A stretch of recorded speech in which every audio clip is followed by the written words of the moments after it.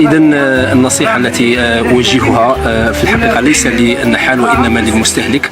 لابد أن يكون لديه ثقافة استهلاك العسل، وأن لا يكون العسل هو مجرد علاج يتوجه إليه عند حالة المرض بل يعني لا يكون العسل هو عبارة عن علاج يتوجه إليه في حالة المرض، بل أن يدرجه في ضمن غذائه اليومي حتى يستفيد منه. نقطة أخرى أيضا، لابد أن نعلم أن النحل لا ينتج العسل فقط، بل ينتج منتوجات أخرى لا تقل أهمية على العسل كالغذاء الملكي الذي يعني له فوائد كبيرة جدا، من بينها معالجة بعض حالات الحقم، كالبروبوليس الذي يقضي على بعض الخلايا السرطانية ويرفع المناعة، ومعروف عليه أيضا أنه يحارب جرثومة المعدة، أيضا سم النحل. فلا بد للجزائر عموما أن تكون له ثقافة استهلاك العسل وثقافة استهلاك منتوجات الخليل.